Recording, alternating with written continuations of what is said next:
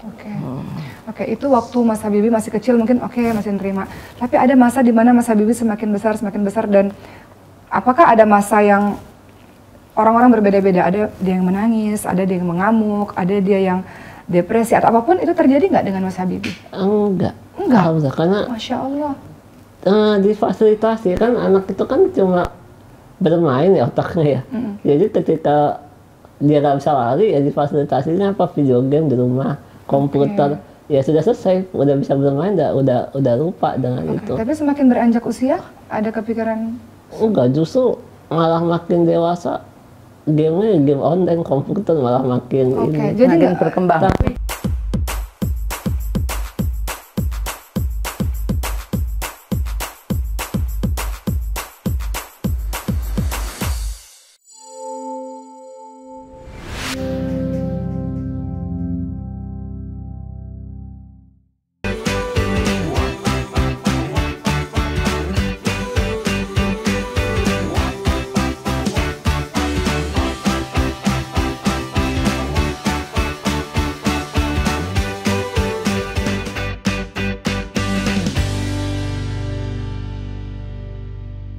Setiap manusia punya harapan. Setiap orang memiliki cita dalam kehidupan. Setiap kita memiliki cinta di dalam lubuk hati terdalam. Jangan biarkan terkubur seiring perjalanan. Karena cita, cinta, dan harapan akan memberi kehidupan. Pelajaran yang paling berharga dalam hidup, ya perjalanan hidup itu sendiri. Proses menerima, ikhlas, sabar, dan bangkit kembali. Berserah dan pasrahlah kepada Allah SWT, Tuhan yang Maha Mengasihi. Nah, alhamdulillah sekarang kita sudah kedatangan Bu Endang dan juga Mas Habibie. Assalamualaikum Ibu dan Mas Habibie ya, Bu Endang dan Mas Habibie. Sehat ya Bu? Alhamdulillah sehat. Mas Habibie sehat? Bahagia, Masya Allah. Mas Habibie sehat? Alhamdulillah sehat. Alhamdulillah sehat. Walaupun di balik kata sehat ada yang perlu dijelaskan nih kayaknya nih. Karena tadi kata Ibu sebelum kita mulai ada sedikit masalah dengan ini luka karena kebanyakan duduk.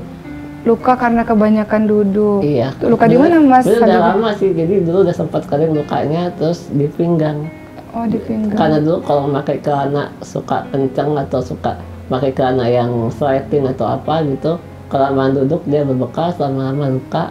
Udah sembuh, udah lama, udah 3 tahunan, tiba-tiba kemarin kok sakit sendiri gitu. Ya udah akhirnya diobatin ulang lagi. Biasanya ini orang dokter menyebutnya dikubitus gitu. Luka karena ya sesuatu gerakan yang terus-menerus gitu. Oh iya. Baik, sebelum kita lebih lanjut membahas mengenai Mas Habibie, ini saya ingin menginformasikan pada teman-teman sekalian. Kalau teman-teman lihat di internet ya, Habibie dengan gaji 10 juta per bulan. Nah, itu yang paling atas tuh Bu, di internet ya. Gaji 10 juta per bulan sebagai internet marketing penyandang disabilitas. Nah, itu biasanya tuh kalau kita menulis Mas Habibie itu headline yang keluar tuh begitu.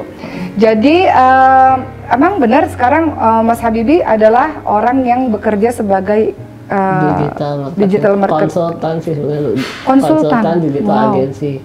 Gitu. Jadi aku punya usaha atau bisnis yang melayani digital marketing untuk perusahaan-perusahaan di luar sana. Wow, Masya Allah. Ada yang departemen, kementerian. Iya, apapun sih, ada pemerintah maupun swasta. Kayaknya gajinya nggak 10 juta per bulan deh kayaknya. Awal kan? Sekarang mah kalau udah begitu. Tahun 2008 mungkin ya. Oh tuh kan, sekarang. Gaji itu naik turun sebenarnya, nggak bisa disamain. Karena waktu itu pas diwawancara sama wartawan, gajinya berapa saya juga bingung, nggak pernah ngitung sama sekali. Iya. Ya udah asal sebut aja. Iya, yang jelas di atas, jauh di atas itu. Kadang juga nggak gajian, kadang juga gajian, nikmati aja alhamdulillah. Iya, tapi itu termasuk sangat besar. Gitu. Baik, Masya Allah ya. Jadi dengan keadaan Mas Habibie ternyata mandiri secara finansial dan juga menemukan hobi yang menjadi sebuah pekerjaan gitu ya Mas Habibie ya.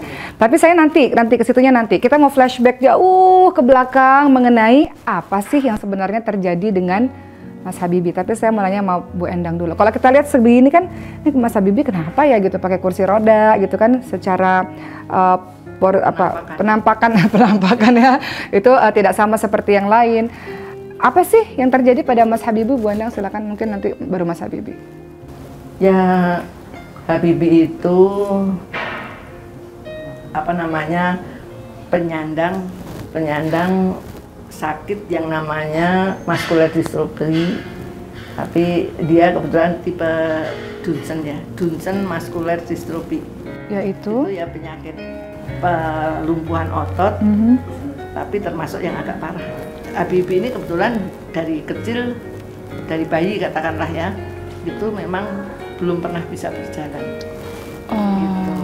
Jadi dokter-dokter di Jogja yang sekarang ini, kalau dulu malah belum ketahuan ya penyakitnya apa, tipe apa juga belum ketahuan. Terus sekarang ini dia digolongkan ke tipe Duchenne. Itu ada komunitas yang namanya YPDMI, itu Yayasan Peduli di Duchenne Muscular Dystrophy. Jadi kalau untuk orang awam, muscular dystrophy ini adalah penurunan Pelumpuhan. Pelumpuhan Otot-otot.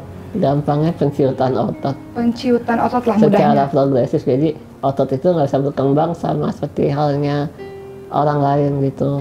Misalnya kayak Mbak Oki, misalnya otot itu kan Berkembang. makanannya protein, tumbuhnya gitu. Nah aku nggak bisa nyimpen, jadi ototku ya sama kayak otot umur 4 tahun atau bayi, kayak gitu, nggak berkembang. Oke, jadi ototnya tidak berkembang atau semakin lama semakin menurun.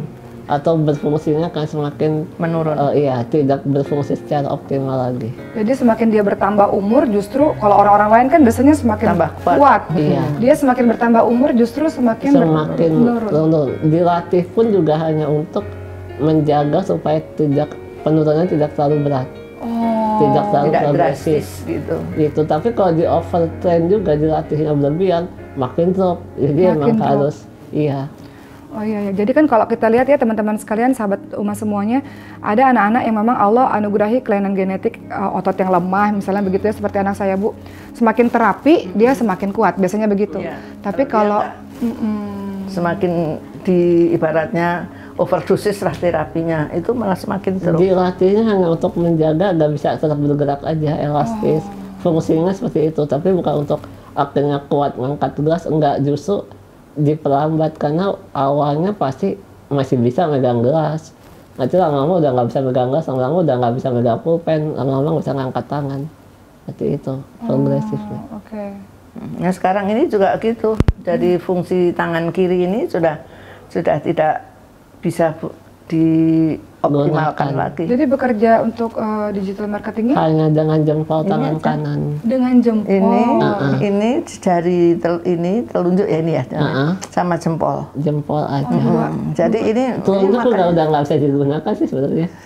Telunjuknya sudah terlalu kelamaan megang mouse, jadi kayaknya udah begini terus posisinya. Jadi dulu semua bisa difungsikan, makin lama jadi cuma menurun. Dulu masih bisa nulis pakai pulpen, pakai biasa nulis juga kalau sekolah kayak gitu. Oke, baik Mas Habibie, sebelum saya nanya apa yang terjadi pada saat ini, kita kembali lagi pada masa Bu Endang mengandung Mas Habibie. Ini kan yang paling sering ditanyakan ya Bu ya, supaya ibu-ibu di luar sana yang sedang mengandung tahu ini apa sih penyebabnya, apa sih yang harus saya hindari supaya anak saya baik-baik aja. Nah, dalam masa kandungan sampai melahirkan, apa sih yang terjadi pada saat itu? Sebetulnya pada saat saya mengandung itu tidak ada terjadi sesuatu yang apa ya namanya, yang membuat kita was-was gitu, tidak ada. Semua jadi normal saja, normal. Semuanya normal, sampai dia lahir pun normal gitu. Nangis. Masanya juga waktunya juga tepat gitu, tidak berlebihan, tidak kurang gitu ya. Jadi cuman ya saat itu tahun 88 itu belum banyak, dokter pun belum banyak yang tahu tentang penyakit ini. Jadi sempat saat itu saya menjadi bingung bagaimana merawat dan mendidik anak saya. Yang berbeda dari Mas Habibie, di usia berapa mulai Ibu bingung nih anak kenapa sih mulai menyadari? 9 bulanan ke atas. Baru menyadari ada sesuatu. Apa yang terjadi di usia 9 bulan? Biasanya anak-anak seusia 9 bulan itu kan mulai meradang ya, Bapak? Merangkak. Merangkak sudah bisa. Merambat. naik gitu ya, berdiri dari duduk ke berdiri. Itu nggak bisa. Nggak bisa berdiri. Nggak bisa ngangkat pantat aja. Kan biasanya kalau anak kecil habis ngerayap, terus duduk gitu kan, otomatis kan itu. Terus nanti baru rambatan gitu. Nah anak saya nggak bisa dari situ. Kecurigaan saya di situ. Terus makin ke atas, bertambahnya usia kok stagnan ya, tidak ada kemajuan untuk bisa rambatan atau itu nggak bisa. Apalagi berdiri gitu Bu? Ya, rambatan saja udah nggak bisa. Terus dari duduk berdiri, duduk dari merayap duduk juga nggak bisa. Harusnya kan biasanya bayi dari baring bisa duduk sendiri gitu ya, ini nggak bisa. Otomatis aja kayaknya, nggak pakai diajarin juga. Dia langsung bisa duduk sendiri, bisa apa-apa. Ini anak saya nggak bisa. Dari kita ajarkan untuk bagaimana duduk, untuk bagaimana rambatan gitu, ternyata tidak. Akhirnya mulai dibawa ke dokter pada usia? Ya dari 9 bulan itu saya udah mengeluh pada dokter. Ke dokter tulang? Bukan, dokter anak. Dokter anak. Dokter anak, tapi dokter anak ya pada saat itu kok ya tidak tidak ada. Nggak paham juga ya Bu ya? Ya. Karena ini penyakit ini kan baru diketahuinya kan terakhir beberapa tahun terakhir ini saja. Waktu Habibie kecil itu banyak dokter saya kunjungin tidak tahu penyakit ini. Muscular dystrophy itu tidak tahu. Karena biasanya kalau anak dengan kelainan langka dokternya banyak, nggak cuma satu ya Bu ya. Akhirnya pada saat itu periksa ke dokter, dokter katakan apa Bu? Itu Profesor Teguh itu yang tahu ini penyakit muscular dystrophy itu kamu udah gede ya. Udah 10 tahun ya. SMP udah gede pokoknya. Udah gede. Gitu. Jadi dulu waktu bayi bolak-balik nggak ketemu. Nggak. Terapi untuk Mas Habibie dari ini anak periksa apa namanya? Terapi pun juga salah akhirnya. Terapi pun dia salah karena jadi waktu sempat itu. terapi tapi Bu ya. Dari kecil terapi. Tapi malah salah. Sampai trauma. Tapi malah salah. Iya. Karena dipaksakan kah pas karena terapi dokter itu waktu itu dokter ortopedi itu karena dia umurnya sudah di atas 2 tahun lebih. Menurut teori kan 2 tahun itu sudah kuat untuk berdiri. Dia dipaksakan untuk berdiri. Dengan cara? Dengan cara kayak latihan dimasukkan ke box. Terus ditutup itu, terus dia suruh berdiri ada setengah jam. Wow. Nangis kenceng dong pada saat itu. Dalam hati juga nggak tega ngeliat anak nangis ya. Tapi karena itu anjuran dokter untuk membuat dia kuat berdiri, ya saya itu dipakein sepatu besi. Itu berapa bulan melakukan hal itu? Ya ada setahun. Wow, dan apa yang terjadi setelah ya, apa yang terjadi ini kakinya itu sampai amati kalau tidur itu kok panjang sebelah. Setelah terapi setahun itu. Terus saya lapor ke dokter, saya perhatikan kok anak saya kok kakinya panjang sebelah, gitu. Nah dokter suster terapisnya melihat bahwa anak saya mangkokannya tuh keluar. Padahal dulu enggak. Setelah terapi itu keluar. Terus si suster terapisnya lapor sama dokter, terus akhirnya latihan berdiri di stop. Nah tapi dengan adanya mangkokan keluar tadi, saya lapor terus gimana ini untuk bisa mengembalikan seperti semula. Solusinya operasi. Nah saya kan ya hati kecil saya kok ini malah membuat tambahan penyakit lagi gitu.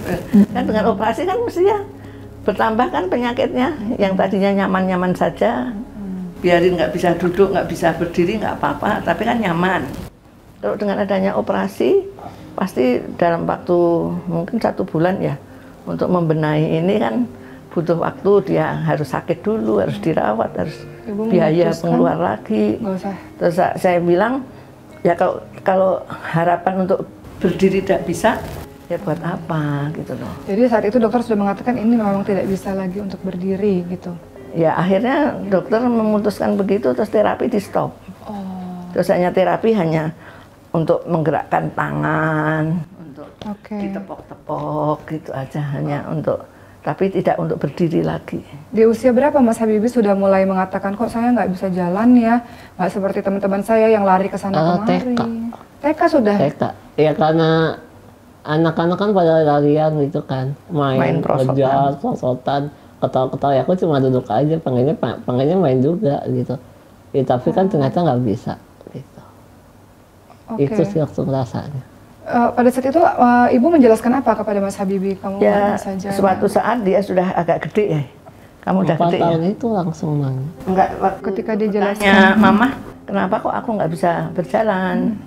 Saya bilang, ya kamu ada sesuatu, ada penyakit yang kita sendiri sedang obatin. Ibu sendiri nggak tahu nama penyakitnya apa? Yang jelas nggak bisa jalan aja. Enggak, ya. Terus gini, kamu nggak usah kecil hati kalau nggak bisa jalan. Kamu, Mama punya kaki. Kaki Mama ini kakimu juga. Jadi nanti kemana saja kamu mau, Mama yang akan antar. Masya Allah. Ya gitu. Ya terus saya kan tidak mau memberikan harapan kosong pada anak saya ya.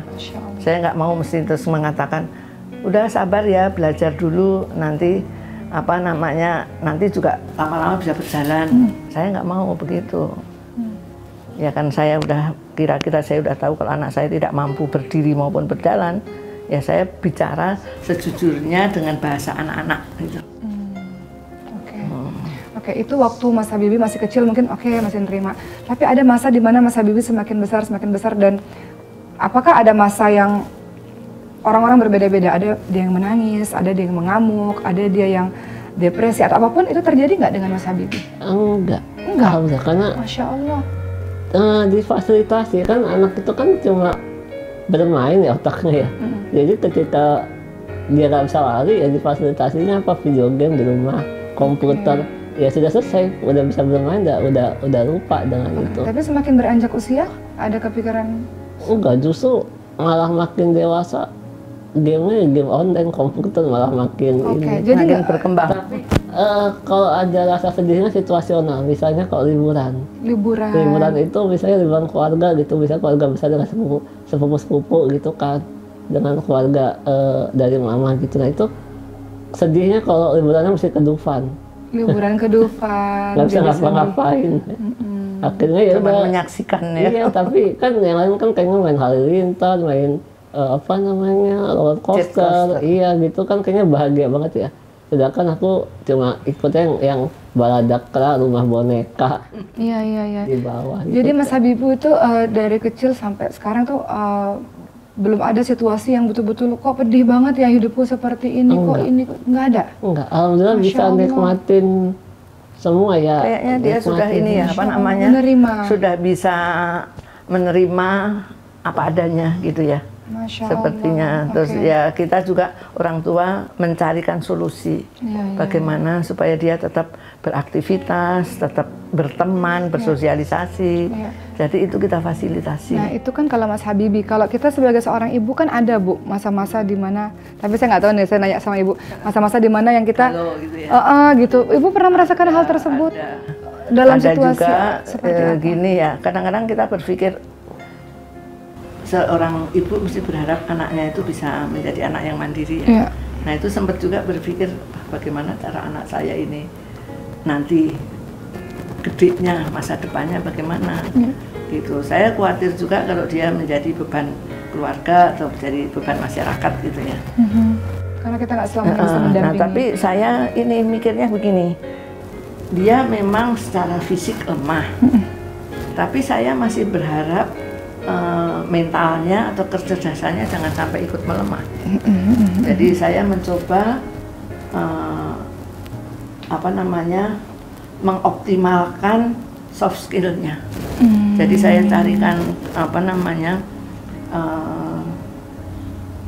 pendidikan maupun saya ajarin di rumah itu dengan mengolah soft skillnya dengan internet, dengan ya udah. Kebetulan sekarang kan kondisi zaman ya lebih maju dengan kemajuan teknologi itu ya akhirnya bisa dimanfaatkan dan itu bisa menjadi jalan hidup dan menjadi penghasilan mandiri secara finansial. Oke, gitu. Baik Bu, saya juga ingin tahu ada nggak sih sebuah kejadian ketika dalam masa-masa mengasuh dari masa kecil, masa remaja, sebuah kejadian yang Ibu nggak pernah lupa tentang kejadian itu dalam merawat Mas Habibie, yang selalu membekas, yang selalu teringat? Entah itu kejadian sedih kah atau kejadian apakah? Ada nggak? Aku ada gini ya. Waktu itu dia masih belajar awal tentang internet marketing.